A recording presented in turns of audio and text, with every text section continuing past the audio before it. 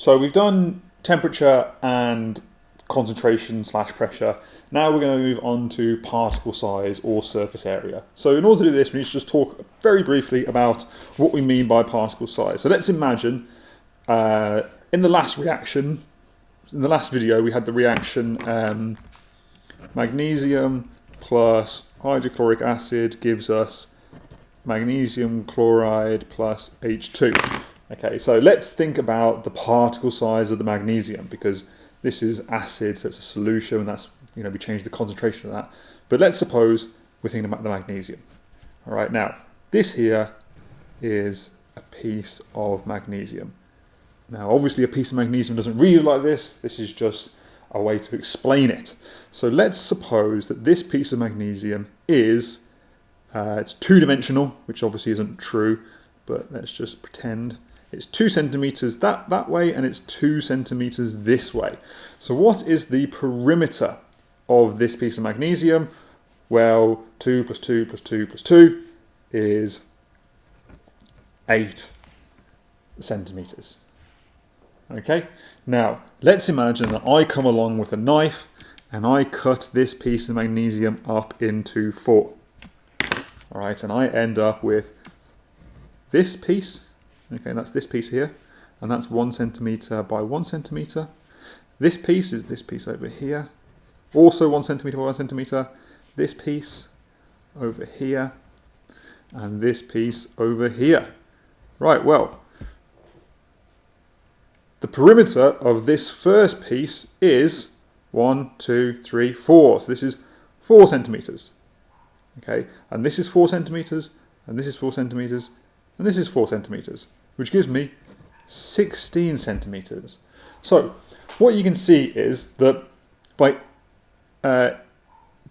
decreasing the particle size, okay, so from here to here, I have decreased particle size. Yeah, I've made the bits smaller. All right, we can write that in. See what I mean? Made the bits smaller. Okay, what's happened is I've increased. Now here I've increased the perimeter, but if we're talking about a piece of metal, it's 3-dimensional. So instead of perimeter, we would talk about increasing the surface area. Okay, and if you wanted to, you could do a 3-dimensional version of this. So this here, that's just a very quick explanation of how the principle works. But if you wanted to do a 3-dimensional one, you could say, look, if I've got a piece of metal that is 3-dimensional, okay, well, that's a bit wonky, but don't worry, and that's 2 by 2 by 2, okay, what would be the surface area of that? Okay, and then if you cut it up into small cubes, yeah, which were 1 by 1 by 1, okay, how many cubes would there be? And what would be the total surface area? Okay, so why don't you have a little think about that now?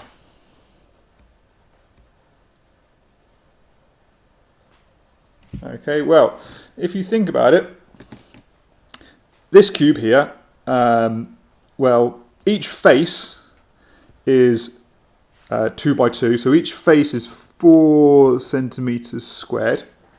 All right, and a cube has 1, 2, 3, 4, 5, 6 faces. So this is going to be 6 times 4 centimeters squared, which is 24 centimeters squared.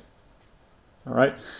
Now, if I cut it up into 1 by 1 by 1 cubes, okay, each cube is going to have, well, this is just 1 centimeter squared. All right. So each cube is 6 centimeters squared. But the question is, how many cubes would there be? Well, there will be 1, 2, 3, 4, 5, 6, 7, 8. Okay, and 8 times 6 is 52. No, 8 sixes. 48. 48 centimeters squared. All right. Now, if you want to pause it, go back, watch that again, just to make sure you understand what I've done there. I did it quite quickly, so you might need a little bit more time. But you can see that I haven't changed the amount of magnesium I've got, but by cutting it up into smaller cubes, I've increased the surface area from 24 centimeters squared to 48 centimeters squared. All right. So, how does this affect particle size? Well, we can say, as particle size, here, let's do it, as particle size decreases, all right, what happens? Well, the surface area increases.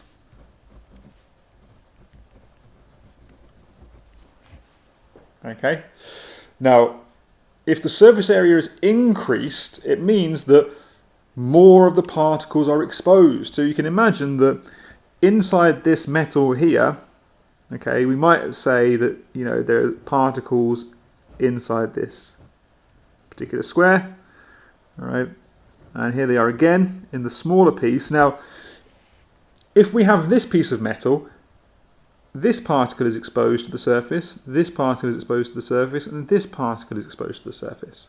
However, this one is not.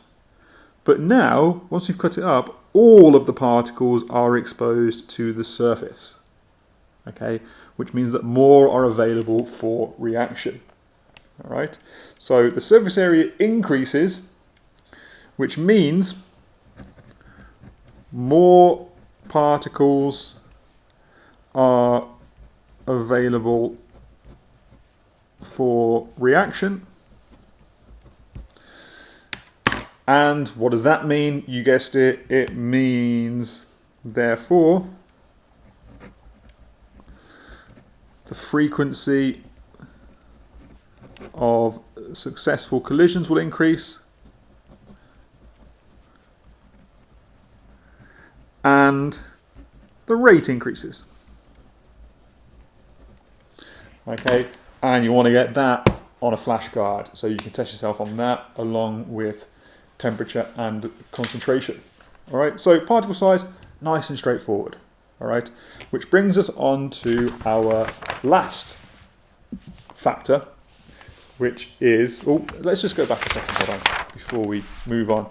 So it's important if we go back and relate it to what we did right at the start in the first video. So we've changed how frequently the particles collide, but we don't change the energy. Because, think about it, cutting the pieces up to make them smaller isn't going to change the amount of energy they have, so that doesn't get affected. All right. So number 4 is the presence of a catalyst.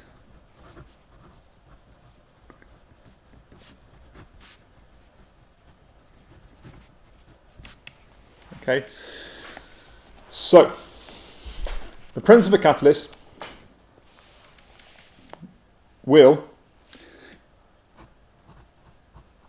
increase the rate of a reaction.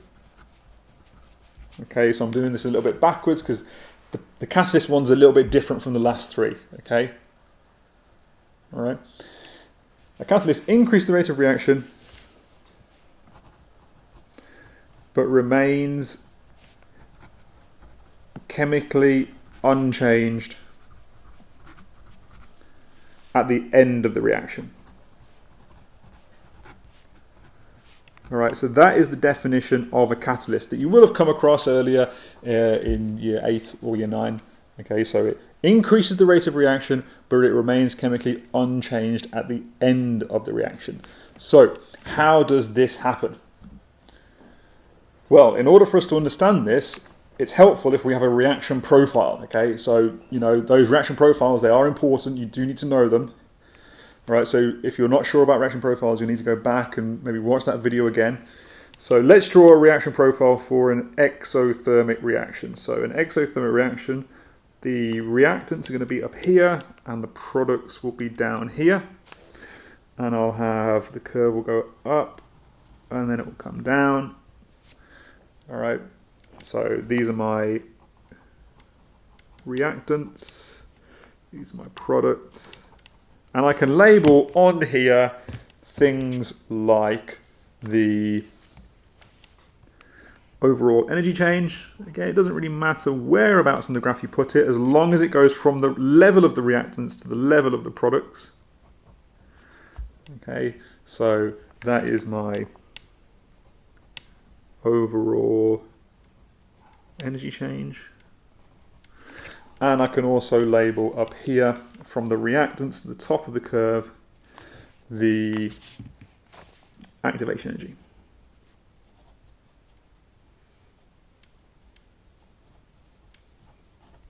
Okay, fantastic. All right, so how is this relevant? Well, number one,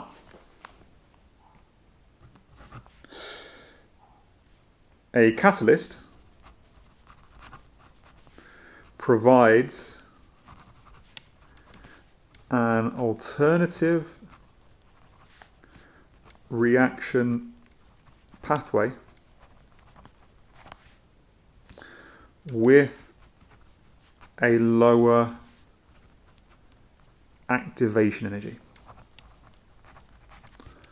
A catalyst provides an alternative reaction pathway with the lower activation energy. What on earth am I talking about? Well, what I mean is this activation energy here, this is the activation energy with no catalyst. All right, now I'm going to draw on another pathway that looks like this.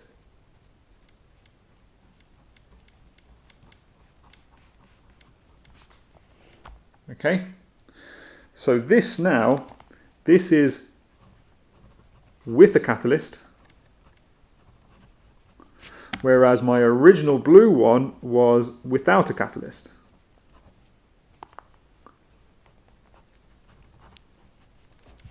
Okay, now what has been the effect of that? Well, hopefully you can see now that I've actually got a different activation energy.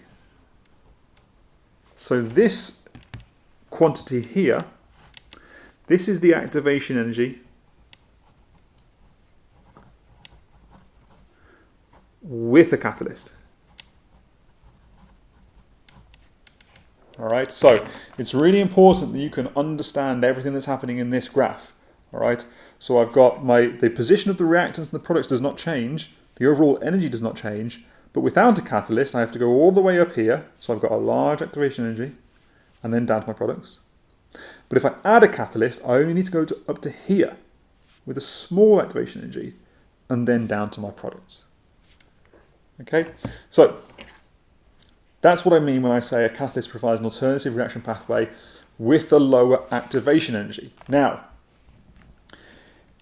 if there is a lower activation energy, that means more of the colliding particles have the activation energy.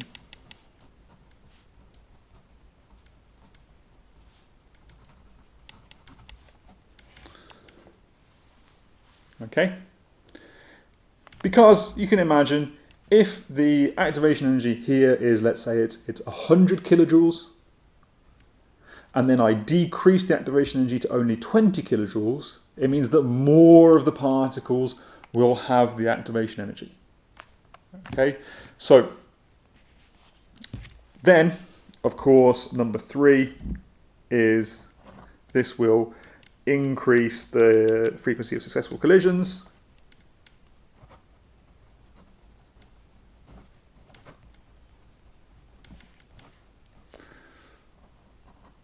Which will increase the rate of reaction.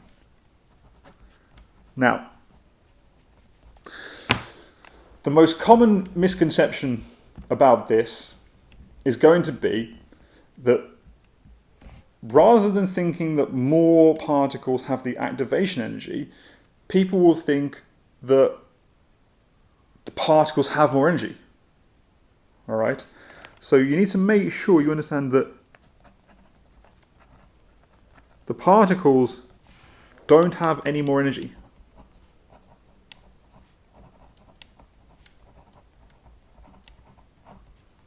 All right, so adding a catalyst doesn't magically make your particles have more energy. To give your particles more energy, you need to increase the temperature. All right, so adding a catalyst doesn't give the particles more energy. What it does is it lowers the amount of energy that is needed. Okay?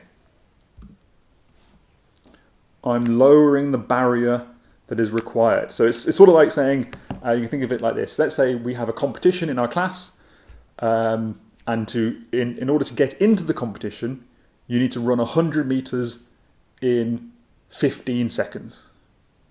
All right, now maybe, I don't know, say 10 of you will do that. Now if I change that and I say you need to be able to run 100 meters in 20 seconds, so I've lowered the barrier. Now none of you get faster, but more of you will get into the competition.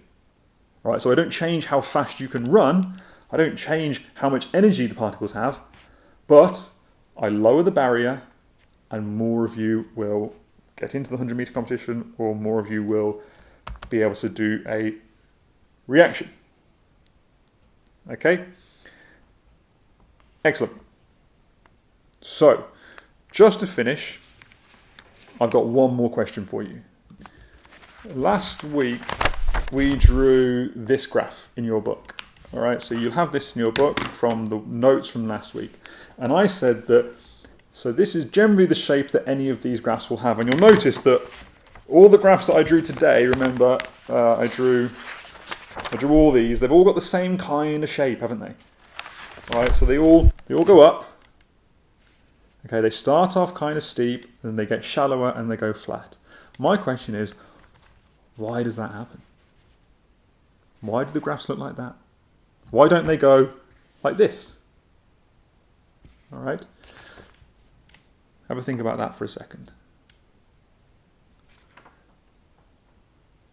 Okay, so there is a very good reason for this, and it is that, okay, I'm going to write it here. You can write it after what we've just been writing, okay?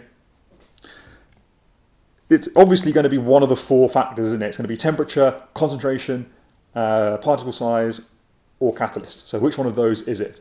And hopefully you can work out that as reactants turn into products, what happens? The concentration of reactants decreases. Yeah, if you're doing a reaction, then over time the amount of reactants is going to decrease because they're all getting used up. All right. What does that mean? It means fewer collisions between reactants.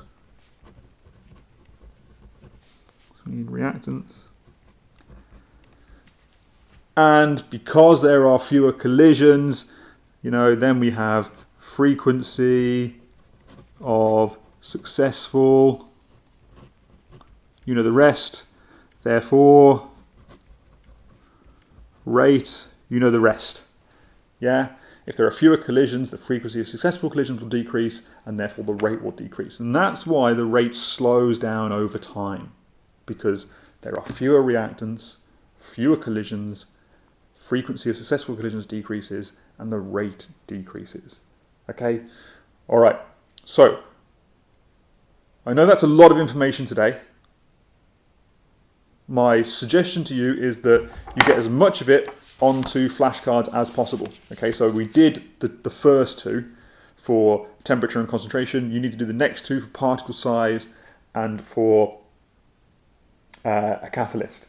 Okay, and then there'll be a short test at the start of next week like there was this week. But apart from that, that's all you need to do.